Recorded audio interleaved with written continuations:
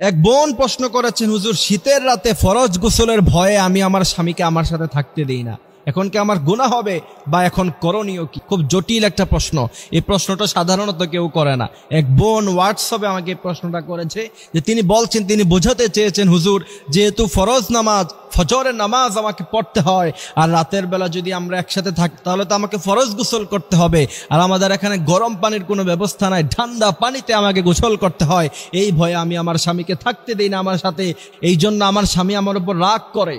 এখন এটার করণীয় কি? আমি কি আমার স্বামীর হক নষ্ট করেছি কিনা? এটা একটা প্রশ্ন।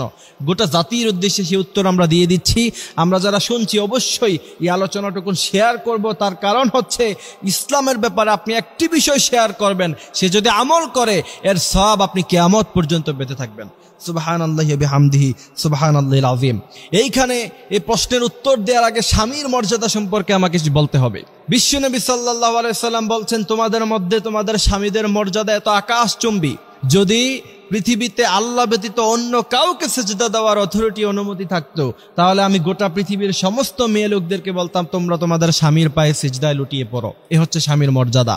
বিশ্বনবী সাল্লাল্লাহু আলাইহি সাল্লাম বলছেন, তোমার স্বামী যদি তোমার উপরে খুশি থাকে, তুমি যখন মৃত্যুবরণ করবা সে যদি তোমার উপরে খুশি থাকে, এতটুকুই তোমার জান্নাতে যাওয়ার জন্য যথেষ্ট। আর সে যদি তোমার উপরে নারাজ থাকে, এতটুকুই তোমার জন্য জাহান্নামে যাওয়ার জন্য যথেষ্ট। এ হচ্ছে স্বামীর মর্যাদা। এবার আসেন যে শীতের রাতে শুধুমাত্র ফরজ গোসলের ভয়ে আপনি যদি আপনার স্বামীকে আপনার সাথে থাকতে না দেন, আপনার গুনাহ হবে কিনা বা করণীয় কি? এই প্রশ্নের জবাব যদি আমি দিতে চাই তাহলে বিশ্বনবী সাল্লাল্লাহু আলাইহি সাল্লাম থেকে হাদিস এসেছে। বিশ্বনবী বলছেন, কোনো মেয়ে লোকেরা যদি রান্না করা অবস্থায়, সে কিচেন রুমে রান্না করছে, এমত অবস্থায়, এটা খুব সেন্সিটিভ জায়গা, সে যদি সেখান থেকে চলে আসে, আগুন ধরতে পারে, খাবার নষ্ট হয়ে যেতে পারে, খাবার পুরা হয়ে যেতে পারে। এমনও সময় যদি কোনো স্বামী তার স্ত্রীকে তার জরুরত পুরা করার জন্য, তার সাথে থাকার জন্য ডাক দেয়, বিশ্বনবী বলছেন মুহূর্তের মধ্যেই সমস্ত রান্না বান্না অফ করে দিয়ে, বন্ধ করে দিয়ে সাথে সাথে স্বামীর ডাকে সাড়া দাও। এরপরে দ্বিতীয় নাম্বার হাদিস, বিশ্বনবী সাল্লাল্লাহু আলাইহি সাল্লাম বলছেন, কোন স্বামীর তার চাহিদা হলো যে সে তার স্ত্রীর সাথে থাকবে এবং স্ত্রীকে সে আহ্বান করলো, সেই স্ত্রী যদি সেই স্বামীর ডাকে সাড়া না দেয়, বিশ্বনবী বলছেন ফজরের নামাজ পর্যন্ত, যতক্ষণ পর্যন্ত না সকাল হয় ততক্ষণ পর্যন্ত ফেরেশতারা তার উপরে, সেই নারীর উপরে লানত দিতে থাকে। কত বড় কথা! এই জন্য এই হাদিসগুলি থেকে বোঝা যায় অবশ্যই শীতের, এই প্রচন্ড শীতের সময় যখন শৈত্যপ্রবাহ হয়, ওই সময়ে যদি আপনার স্বামী আপনার সাথে থাকতে চায়, অবশ্যই আপনি তাকে সঙ্গ দিতে হবে, আপনি অবশ্যই তার সাথে থাকতে হবে, তাকে সময় দিতে হবে।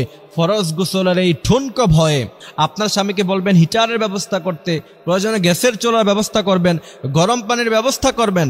সেটা আপনার স্বামী যদি আপনার জন্য না করে, সে গুনাহগার হবে। আপনি তাকে সেই ব্যবস্থা করে দিতে বলবেন, সেও বাধ্য আপনাকে এগুলি ব্যবস্থা করে দেওয়ার জন্য। যদি না করে, আল্লাহর কাছে জবাব দিতে হবে। সুতরাং সাধারণ অজুহাত দিয়ে আপনার স্বামীকে অবশ্যই আপনি এখান থেকে বিরত রাখতে পারেন না, আপনার স্বামীকে আপনি সঙ্গ দিতে হবে। এর চাইতে বড় কোনো কাজ হলো, বিশ্বনবী সাল্লাল্লাহু আলাইহি সাল্লাম বলছেন, ওই সমস্ত নারীরা হচ্ছে খারাপ নারী যারা স্বামীর চাহিদা পূরণ করতে দেয় না। এই জন্য প্রিয় ভাইয়েরা আমার, আল্লাহ পাক আমাদেরকে এই কথাগুলি বোঝার, মানার তৌফিক তিনি দান করুক। আমিন।